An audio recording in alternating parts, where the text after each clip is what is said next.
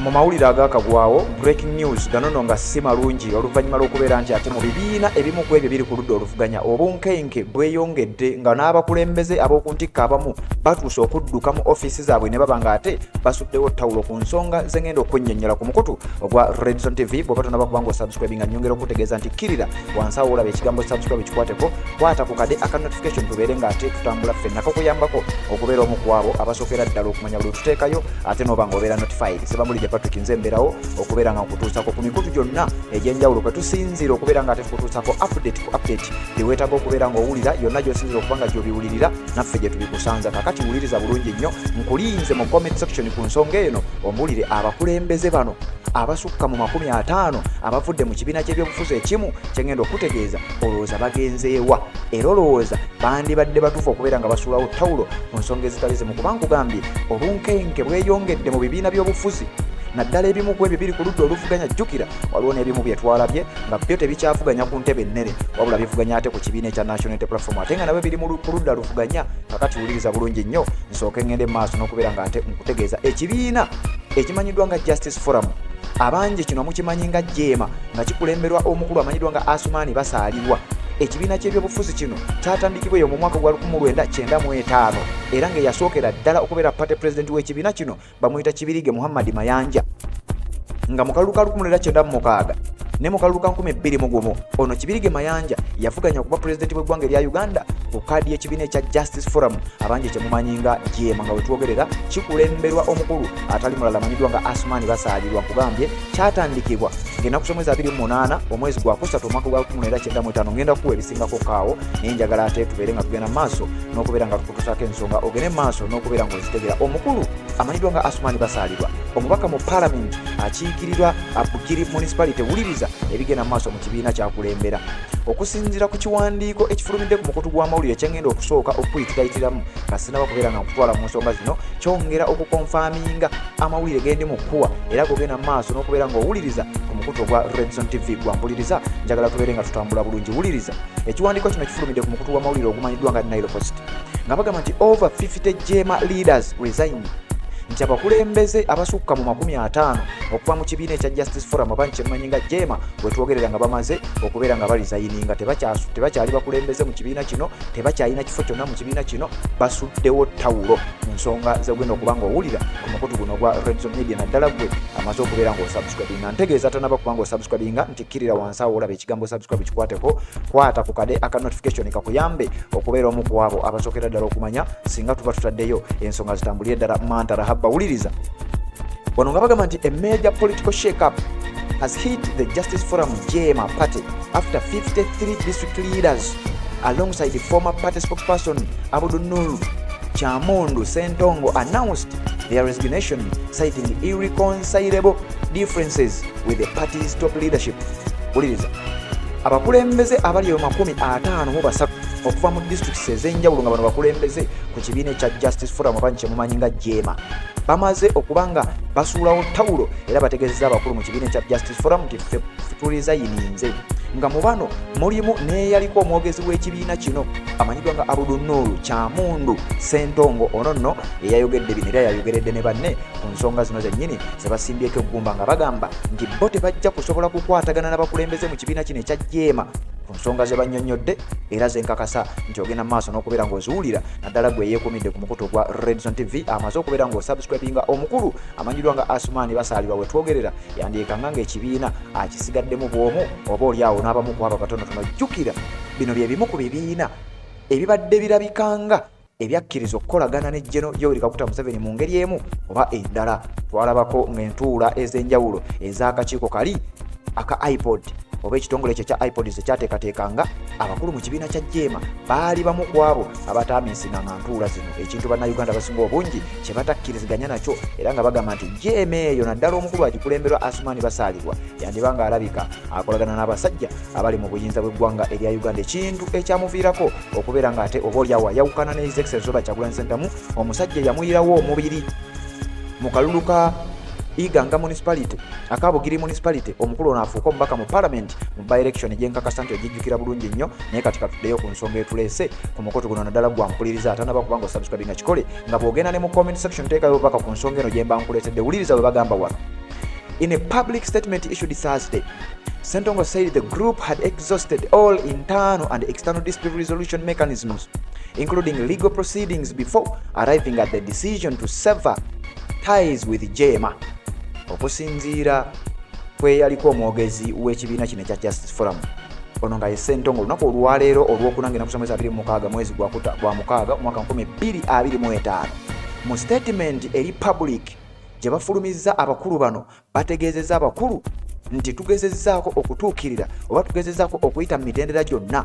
internal and external okulaba nga tutuuka ku ngeri gye tuyinza okusolovingamu ebintu eby'enjawulo mu kibiina kino, era amateeka tugagoberedde, tukakasa bukakasa tetulina tteeka lye tumenye okulaba nga ate tudduka mu kibiina kino ekya Justice Forum ku nsonga zengenda okugamba gwampuliriza ku mukuto gwa Redson TV naddala gwamaze okubeera nga ate osubscribinga asobola okusharinga yongerayo emboozi eno oba oliawo munnayuganda yenna asobole okutegeera, ogende mu comment section ombuulire olowooza bagenda mu kibiina ki oba ggwe kyokkiririzaamu wandibaaniriza mu kibiina ekyo kyokkiriza muwuliriza.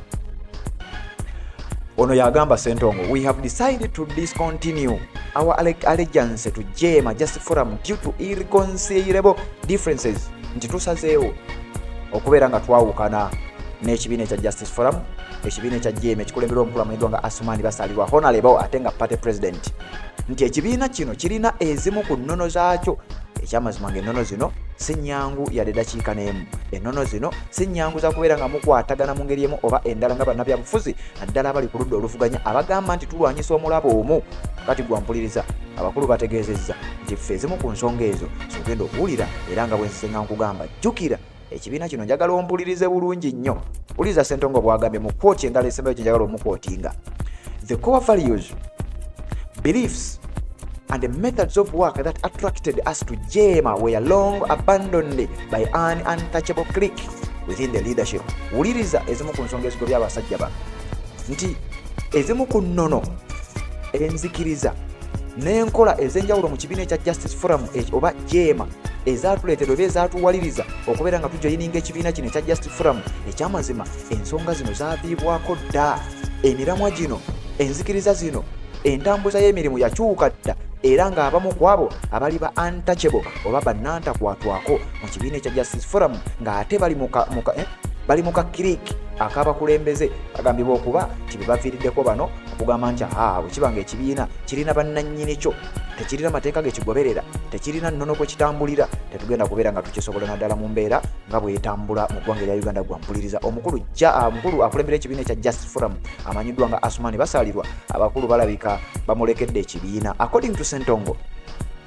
the group is disillusioned by what they describe as a shift in the party's direction and a betrayal of its founding principles. Okusinziira ku Sentongo, ono yabadde ayogerera akabinja kano ak'abakulembeze abasobodde okubeera nga bava mu kibiina kino ekya Justice Forum. Agambye bw'ati nti tukkiriza era tulina okukkiriza nti ekibiina kino ekya Justice Forum kyava dda ku mulamwa ogwo gwakitandisa, era n'abantu abakikkirizaamu kyabalyamu olukwe, ne principles z'ekibiina kino, values ennono bwe kyali badde kitambulira oba kwe kyatambuliranga ennono twaziryamu dda olukwe, era nga bino byonna bizze bikolebwa abakulembeze abatakwatwako, untouchables, akabinja ak'abakulembeze mu kibiina ekya Justice Forum abatakwatwako. Ate jjukira nkugambye ekibiina kiri ekya Justice Forum kyekimu ku ebyo ebibiina ebitono ennyo ebibadde nga bikkiriza mu system eya General Yoweri Kaguta Museveni ey'okugenda ne batuula mu ntuula ez'enjawulo. Ebibiina ebimu n'abakulembeze abamu ku ludda oluvuganya tebavayo ne bagamba ezo entuula tetujja kuziteebamu. A final decision will be communicated in due course. Nti okusalawo okusembayo tetunnaba kubawuliriza. Bagambye bano nti wadde tuvuddeyo tetunnaba kubeera nga tusalawo ekibiina ki mwe tugenda okugenda, wabula decision esembayo ku kibiina ki kye tuyinza okujoyiringa ku ludda oluvuganya tujja kuba tugibategeeza bannayuganda mwenna abatuwuliriza ku mukutu ogwa Redson Media wano nga bwe bategeeza nti bajja kugibategeeza. Kakati sigala ku mukutu guno byonna ojjagenda maaso n'okubeera nga obitegeera. Kakati wuliriza ekibiina kya Justice Forum tekinnaba kubeera nga kiyanukula, era wano batugambye Justice Forum / JMA has yet to issue a response to the mass resignation. The development comes at a time when several opposition parties in Uganda are facing internal divisions ahead of the next election cycle. Wuliriza nga bwe nkugambye ekibiina kino ekya Jeema abakulembeze mu kibiina kino tebannayanukula era tebannabaako nsonga yonna gyebategeeza naddala ku lutalo luno oluguddwa kuba ku bunkenke obuyingidde mu kibiina kino obuleetedde n'abamu ku bakulembeze ab'oku ntikko abali eyo mu 53 okubeera nga badduse mu kibiina kino. Ekibiina kino tekinnayanukula kubanga guno muggo munene nnyo ogukikubiddwa. Wuliriza, kigambibwa nti ensonga eno ejjidde mukadde akabadde akazibu ennyo ng'ekibiina kino ebibuuzo bikyali bingi nnyo ku baani ekigenda okufrontinga mu bifo eby'enjawulo. Ekibiina kino kizze kimanyiddwa wabula nga kizibu nnyo okusanga abazze ku ntebe ey'obubaka bwa paalamenti abawera nga bano bali ku kadi ekibiina kya Jeema babadde batono nnyo. Sinakindi oyinza okuba nga tolinayo n'omu bw'omanyi gwampuliriza kubanga kibadde tekitera kubeera nga kirabika. Abantu nga bakyebuuza ebibuuzo ddala ddala Jeema bo beesimbawo ku bifo eby'enjawulo bo bali luddawa era bafaanana batya. Ebyo nga bikyebuuzibwa abantu bannayuganda ab'enjawulo bakyagenda maaso n'okubyebuuza kyokka ate n'abamu ku bakulembeze ab'ekibiina kino mu mitendera ogw'enjawulo oba mu mitendera egy'enjawulo ku district levels n'ebitundu ebirala bagezezzaako okuba nga ate bakkiriza ddala ekibiina kino wansi okulaba nga kikkirira ddala okubeera nga munnayuganda oba oliawo tajja kukitegeera. Jeema kye ki? Justice Forum, commonly referred as to Jeema. Ekibiina kino ekya Justice Forum kibiina kya byabufuzi mu ggwanga erya Uganda kyatandikibwa era kyatandika nga pressure group mu mwaka gwa 1995 wansi w'ebibiina by'obufuzi nga tebinnatondebwawo kugamba kyali wansi wa NRM mu mugendo. Jjukira General Yoweri Kaguta Museveni bwe yafuga eggwanga yasooka n'atufugira ku kye tuyita military rule. Eggwanga erya Uganda nga terina bibiina bya byabufuzi nga tebannamuteekako kazito kubeera nga ateekawo system ekkiriza ebibiina eby'obufuzi eby'enjawulo okubeera nga bizannya politics waayo mu ggwanga erya Uganda. Twalimu one party rule paka mu mwaka gwa 1995 twagenda mu multi party dispensation ekyaviirako ebibiina by'ebifuzi eby'enjawulo okubeera nga bitondebwawo. Kati before mu mwaka gwa 1995 ekibiina kino ekya Justice Forum kyatandika nga pressure group nga kiri wansi w'ekibiina kya NRM mu kisinde ekyo ba mu mugendo ogwo. Jeema ezze nga yeetaba mu by'obufuzi by'eggwanga eby'enjawulo ku mitenderero egy'enjawulo era nga kigambibwa nti mu mwaka ogwa 1996 nga bwe nkugambye ne mu kalulu ka 2021 Kibirige Muhammad Ssebunya ye party president eyasookera ddala okubeera nga akontestinga ku ntebe ennene ey'obukulembeze bw'eggwanga mu kibiina kino ekimanyiddwa nga ekya Justice Forum.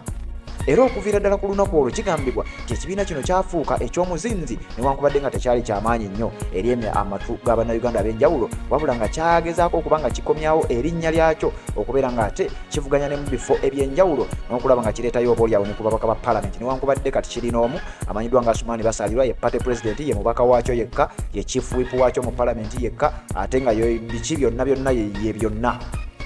Wuliriza, we twogerera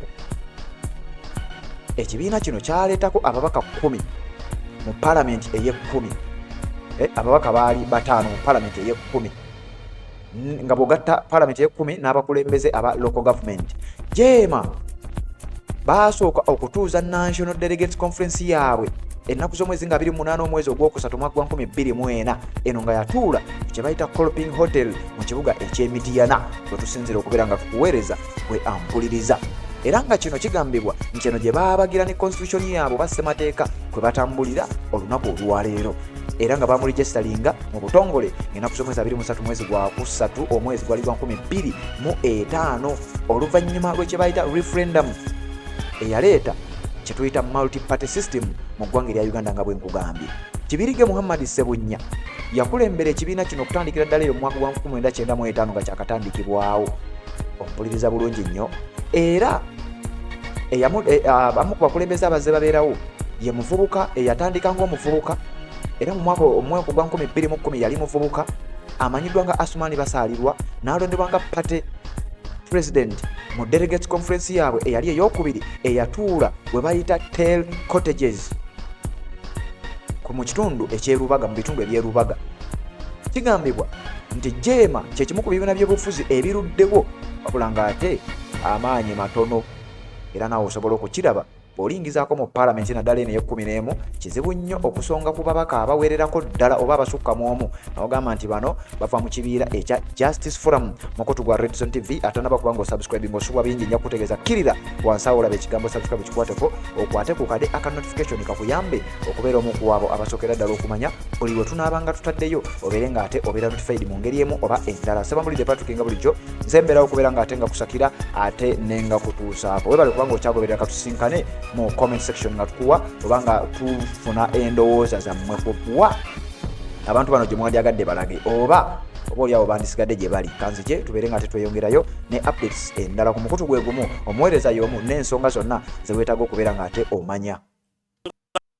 z'obufumbo otawanya olina omukyala ng'akutawanya bajja ne bakwagalako ne bagenda gwe alina ebizibu mu byenfuna nga sente zikuyita mu ngalo wooteeka sente zifa bufi b'owola tebazza gwe aloota ng'ogwa mu nnyanja gwe alumizibwa omutwe nga guganja okuwona naawe aloota ng'ebintu bikozesa ensonga z'obufumbo nina ekifo ku mugga awali amayinja wennyambululirako ebisiraani ekikwa ekifiiriza omudibo obutaganja obutaweebwa nzijanjaba abantu ab'enzikiriza zonna nsiŋŋaanibwa njeru ku lw'ejjinja gwanjagala kuba ku nnamba yange eyo naawe ali ewala ennyo yita ku WhatsApp